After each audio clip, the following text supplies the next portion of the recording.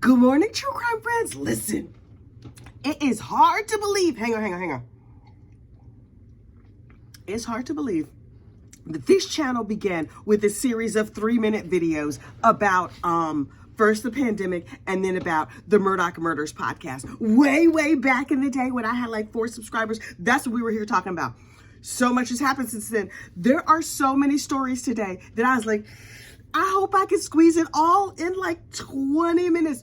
Child, we gonna try. Buckle up. So look, and the reason I do 20-minute videos is because I have a very short attention span. I watch everything on 2x, and I figure if I make it a 20-minute video, then you can watch it in just 10 minutes, unless you watch it long form, and I have to ask you, why would you do that? Anyway, look, first, Murdaugh. Oh, we kicking it old school right now. We going back to Murdaugh. Mandy Matney, media mogul Mandy Matney, I gotta put some respect on her name, came out with a podcast on her True Sunlight podcast called Told You So, which is a play on like Judge Toll, who's overseeing the Murdaugh case right now, the Murdaugh appeals or whatever they're doing. Child, I have listened to this podcast twice because it is so good. It is so chock full of all the tea and all the information. And how mad Alex was. Listen, the entire internet is like, Alex Murdaugh is getting a new trial. But the whole time I was like, is he though? Even if Becky is scum, which I sincerely hope she's not. Maybe she's scum adjacent. Okay, she got that no good ne'er-do-well son who was over there tapping people's wires. And for the record, it's bad and also illegal to tap people's wires. Okay, cool. But even if you happen to raise a scumbag child, that doesn't mean that you're a full scumbag. Maybe she just, I don't know how that works. Is scumbaggery, is it nature, is it nurture? Unclear. But Miss Mandy breaks it all down over the media mogul Mandy Matney breaks it all down. So even if you never listen to True Sunlight, child, get thee immediately to a podcatcher and listen to the episode called Told You So. It came out this week. Today is, what's today? Thursday, January 18th, 2024. Look, also, how mad is Will Folks? How green with envy is Will Folks? I don't know for a fact that he's green, but something tells me Mr. Will, who loves attention, who will say and do anything to bring all the attention to himself, is like a skosh perturbed that he put Mandy on. He gave her a job when times were hard or whatever, and she's blown up and seriously surpassed him. He's still down there peddling stories about him and Miss Nikki Haley. Will, sir, let it go. I'm sure she's forgot about you and your little business. But Will hires good people. That little Dylan Nolan, that little fetus boy, he's like 12 years old. He had a birthday the other day. Happy bar mitzvah, Dylan. He's super smart. So Will has an eye for talent, even if he is scumbag adjacent. Anyway, child, y'all know that little amphibian won't let me alone. It's still living in my throat. Hang on. The other madness that is happening in true crime. This Michelle Triconis trial. Now look, I had sat back. I had waited anxiously, perched, ready to go on this Michelle Triconis trial. And then it started and I'm like, I've never been more bored in my entire life. I guess that's a good thing. I don't know. This trial is dry, super dry. Well, it was dry until yesterday. There was a little bit of excitement yesterday in the Michelle Triconis trial. Now, is the trial still dry? The state of Connecticut versus Triconis? But them jurors, all them jurors are out there doing the most.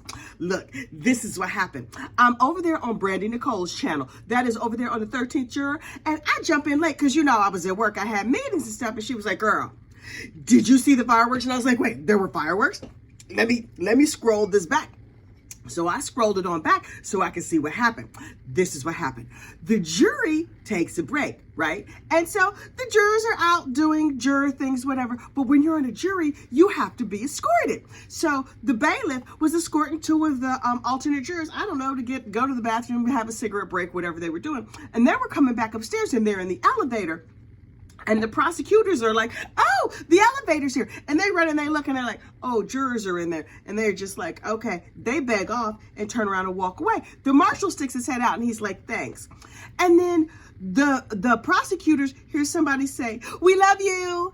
And they're like, Okay, that was awkward. Why did the bailiff just say he loves us? So the prosecutors do what they're supposed to do, and they're like, hello, Your Honor. That bailiff just said he loved us in front of two jurors.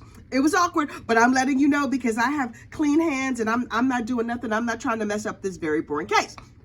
So the judge is like, okay. And the judge comes and he sits on the bench and he says what happened. And he was just like, he had the lawyer stand up in court and say what happened. And so he called in like the head of the bailiffs and it's like, sir, I'm gonna need you to snatch a knot in the ass of all your bailiffs to let them know, please do not tell the prosecutors that you love them. And the bailiff was like, sir, I will go commence the snatching. So the trial goes on. Wait, the jurors come back in and the judge is like, hey, jurors, how y'all doing? Listen, a couple of y'all might have seen a thing, but it's no big deal. And the chief bailiff has gone to go snatch a knot in the ass of some of them bailiffs. So don't you worry your pretty little head about it.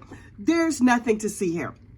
So the case goes on, and then the judge is like, hold the phone. Okay, not like that. I'm summarizing. He's like, we're going to have to turn off the cameras and kick everybody out of the courtroom. There's something we need to address. And I was like, oh, what is happening? Did something exciting finally happen in this terrible, terrible case? And so when they come back on the record, the judge was like, allow me to explain what happened. All of that, what I told you before, that's what happened. Only here's the thing. It was not the bailiff who said, I love you. It was one of the jurors. Juror number 420. Sir, were you imbibing in a little 420 on your lunch break? Sir, did you have a weed gummy in your backpack? What was happening? Why are you telling random prosecutors that you love them? I sincerely hope. You know how sometimes you're at the CVS, not the self-checkout, like with the regular cashier or whatever, and you're like, okay, I have my vitamins and my hemorrhoid cream and my bag of chips and whatever else. And yet they're like, okay, have a nice day. And you're like, okay, thank you, love you, whatever. I hope it was like that. And not this juror's way of saying like, you're doing such a good job and your hair is so pretty and I just love you. I need to know the tenor of the I love you. I need to know, was the juror high? What was the look on his eyes? Were there like stars in his eyes? You know how like on the cartoons when somebody gets really excited? I need all of the details. We're not gonna get that. And juror 420 was dismissed to go on about his 420 life and enjoy whatever weed or other narcotics he may be imbibing in during the course of this trial. Also, in case they don't mention it in court, while you're on jury duty, you're not supposed to get high.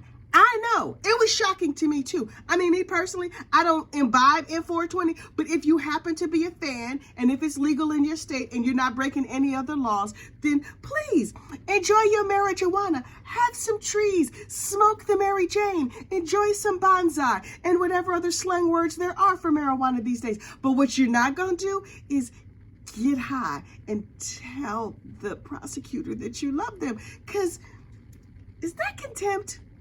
Or is that just somebody being real stupid? I suspect the latter. But the case goes on today, and the nanny is on the stand. Oh, here's the thing about this nanny. The nanny has been there from the time the kids were really young. Oh, hang on. Now, Fotis is no longer on this mortal coil. Fotis unalived his wife with his family annihilating behind. Thank goodness he didn't harm those precious children. They got 5 kids. The nanny has stayed with the kids even after the death of their mother. The children are being raised by the grandmother. What grandma want to raise 5 kids? You can love your 5 grandchildren. You might even let them spend the night. Raise them? Listen, I'm a grandmother of 4 grandchildren, and I love my grandchildren. They can go home now. Like, they can come, they can visit, and I can love them up and, like, fill them full of, like, cookies and kisses, and then send their behinds back to their parents, because that's a lot. And I'm not even that old, child. I'm still in my 50s. I'm, like, geritol old. I'm not osteoporosis old. So I'm like, I don't know how old this grandma was, but something tells me she's not at all interested in raising 5 kids. But that cute young nanny, she's out there doing the lacrosse and doing the backstroke with them and playing tag and whatever else. Good for her. 2 of the twins, the oldest 2 of the twins are 17. They're almost legal age, but they've had this nanny since they were little. Good for them. Listen, you know how rich people roll. If you don't know how rich people roll, let me put you up on game. There are some rich people who keep their children's nannies on, like, the nannies go to the kids' weddings or whatever. I have a very good girlfriend, and the nanny that they had when she was a kid. Now, this nanny is, this girl is my age. Her parents still have her nanny. I think she's nannying the parents now. Yeah, she's the assistant. Okay, because nannies become part of the family. Anyway, child, you know I go far afield. Look, the Treehouse murder case. Why is this a case? I love that this is a case. This is one of my personal favorites. Hang on. Shout out to our friend Scott over there at The Recovery Addict, who is live streaming the Treehouse murder case. Oh, and he's also creating like a little picture, I don't know what you call it, that tells the story of this case. This case includes a lot of talk about narcotics and ne'er-do-wells and key lime pie. All kinds of stuff is happening. And as the case goes on, Scott and his smooth, silky, but do you watch Recovery Addict? Do you live stream over there with Recovery Addict? I divide my time between Grown Woman Vibes, 13th Juror, and Recovery Addict. Mostly because over there, Recovery Addict is like, his setup is amazing. He's super fancy. The dulcet tones of Scott's voice, oh child, it does something to me. But he's like a good, godly man. And so I'm not trying to publicly lust after him. Maybe he doesn't have the internet where he lives, and so maybe he won't see this. But all I'm saying is that, he gives good phone. Oh, that voice. Anyway, so he's down there in Key West. He lives in like someplace in the Carolinas. You know, I don't know north from south. That's all. It's just one big Carolina to me. But he lives up there in Carolina, and he's streaming this Treehouse murder trial. That is the state of Florida versus Tucker. This case is a mess. This is a man who was accused of murder in a treehouse robbery. The treehouse that was robbed was not in a tree. It was not a house. A bunch of unhoused people lived on some platforms that were built up around a trailer, and everybody in this story was high. Everybody is high. So the co-conspirator takes a stand yesterday, and it's pretty clear that he made up his story. The police told him a story and was like, basically, if you go with this story, we're going to set you free. And he's like, Greg, tell me again what you would like me to say, and I will just say it. And as soon as he testifies in this trial, he could just go on and be done with his merry life. Okay, why do we need to know more? Because this would-be murderer, Mr. Tyrone Tucker, a white boy named Tyrone, because listen, I don't want you to get the wrong impression. Not every court case includes my people. Sometimes it includes a dude named Tyrone, Ty, who happens to be a white dude. Okay, good for him. Anyway, hang on. Mr. Tucker was a narcotics enthusiast. He was hanging out with this dude, John Travis something or other. They call him Travis, also a narcotics enthusiast. But he was a narcotics enthusiast with an excuse note. He is a veteran and he suffers from PTSD. Oh, I'm sorry to hear about that. And the way that he dealt with his PTSD was with meth. Was it pharmaceutical grade meth? Was it doctor prescribed meth? Do doctors prescribe meth? I'm not sure how meth works. Anyway, he was enjoying some narcotics, and he and this other friend, Detroit. Now, you know Detroit was a brother, because you don't know no white Detroits. Are white people allowed in Detroit? Anyway, Detroit committed the unfortunate unaliving over there at the Treehouse because they just went to commit an armed robbery. Just a mild-mannered armed robbery of a lady who was unhoused. She was tree-housed, living over there in the tree, and she was in the sales and marketing and use of narcotics. And then her landlord/tree lord ran up the stairs and was like, "Why are you robbing my drug dealer?" And they were like, "Oh, please, excuse me, fine sir. Do not stop the robbery. We are going to now stab you because we are all super high." And so they unalived the tree lord and ran off. The getaway driver, Mr. Travis, was like, I was there. I saw the whole thing happen, and it was Ty and it was Detroit. Only there's no really evidence that Ty was there. In fact, the witness, Miss Paula Belamonte, who witnessed her tree lord be unalived right there, dead like a carp on the floor, was like, yeah, it was not Ty. There's no DNA that ties Ty to the whole situation. The only people who say Ty was there are the police officer who has proven to be corrupt, and this narcotics enthusiast who was admittedly high at the time of the crime, who was the getaway driver. Also,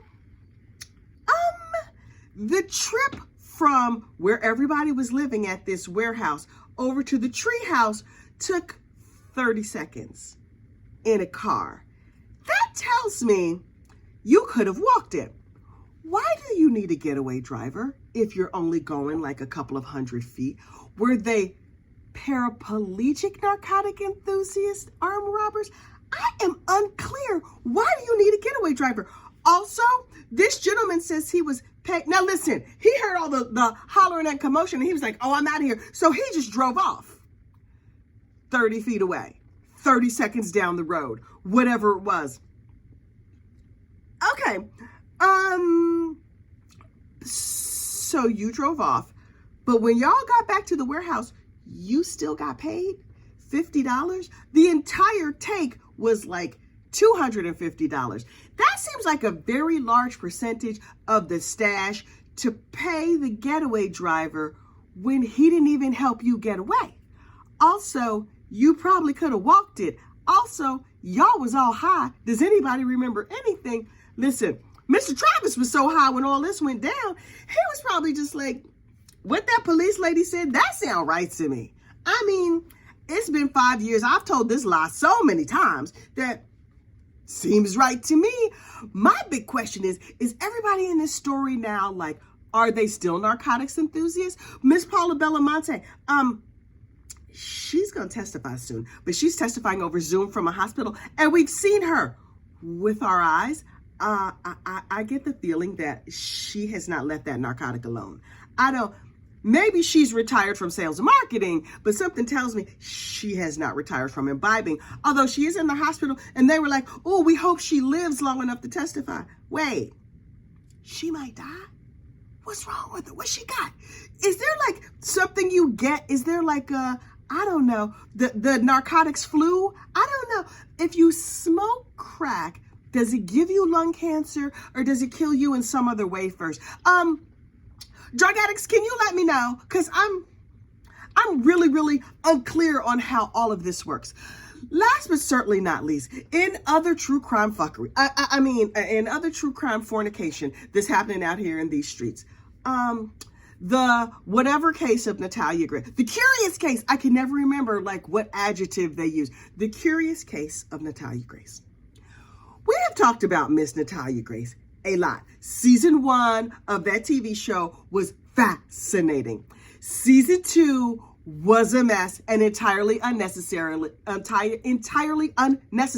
It could have been like a 15-minute recap. They stretched it out into like 8 episodes. And then this morning, I read a very clearly clickbaity story on the Natalia Grace saga. But this little clickbait gave me some very interesting information. Number 1, we know, spoiler alert, y'all, we know that Natalia Grace at the end of season 2 was adopted, legally adopted by her adoptive parents, the Mans. At the end of season 2, it's like the father is on the phone like, we don't know what's wrong with her. She's getting on our nerves. Blah, blah, blah, blah, blah, blah, blah. Natalia is no longer living at home, which leads you to, and it says, to be continued, which leads you to believe, ooh, is Natalia still out here scamming? Come to find out, the producers, unshockingly, of The Curious Case of Natalia Grace were just stringing us along for another season. Natalia Grace has come out in the news and she's like, and her parents, both sides have come out in a story from the highly reputable magazine of In Touch Weekly and said, everything is fine. Hang on. Oh, y'all know I done talk my throat dry. You know, I'm just getting over a skosh of RSV that tried to take me out last week. Hang on. My throat is super dry. Anyway, both the Mans and Natalia have come out to say, we hit a rough patch, as you will do with adult children. But everything is fine. We are working it out. And they're very religious people. And they're like, with God, all things are possible. She gonna get her act right fully installed. We gonna calm the heck down. We hope these TV producers stop pimping us for our story. Okay, fine. But that is not what the story led with. The story led with that Antoine, Mr. Mans, Natalia's daddy, hang on, and the new mama were arrested for conversion. You know what conversion means? Theft. I was like, who they steal from? What? You know I had to know everything. Every single thing. So, I read the story. Turns out, back in 2013, oh yeah, 10, 11 years ago, the father and the mother, the Mans, were arrested for theft. Okay, what they steal? When I hear conversion, I'm thinking, ooh, was it embezzlement? Was it $1 million? Did they get a gun and stick up a bank? No. They robbed a Payless shoe store. Okay, that's much less dramatic. Now you hear a Payless, and I'm thinking, Payless, so they took some laces? What they take?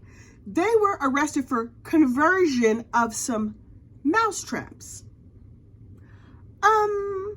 Sir, madam, In Touch Weekly, why is this news? So these people stole some mousetraps. They shoplifted. Wait, maybe Payless is like the dollar store. I just put that together. They just said Payless. I filled in shoe store. Child, you know how I be making things up. We fact adjacent here. You're not here for facts. But it is a fact that I did read this in Touch Weekly just this very morning, that the Mans were arrested for conversion at a Payless in 2013. They converted some mousetraps from the ownership of Payless to the ownership of themselves. Okay, maybe they had mice and they were poor and they needed to catch them. Y'all, this is not a story, but it is fascinating. I really, really appreciate that at the end of the story, they tacked on the fact that, like, Natalia and them, they working it all out and it's all fine. Both sides, the mama and Natalia and the daddy, yeah, it's fine. We just had a little fight. In Touch Weekly, y'all need to go find some real news. Somebody stole some mousetraps and y'all talk about it? Okay. I'm going to let y'all have y'all clickbait. Look, for those who don't know, we are having a members-only Zoom tea party. Oh, yes, honey, we're going to have hats. We're going to have tea. We're going to have our pinkies out. It's going to be over Zoom. It's happening Friday night, which is tomorrow at 7 p.m. It's for members. Members, get over there in the community tab. I have put all the information, including the Zoom link. Don't be sharing it out here in the wide, wide world. Space is limited. It's only for 30 minutes. We're just going to get together and say, hey, girl, hey, face to face, and have a little kiki. Okay. I need to go. Hang on. The moisture level at my throat is at an all-time low. So I'm going to need to stop talking now. Please like this video. Subscribe to the channel. I also need to blow my nose, and y'all don't need to see that. All right. Y'all have a great day. I'll talk to you later. Bye.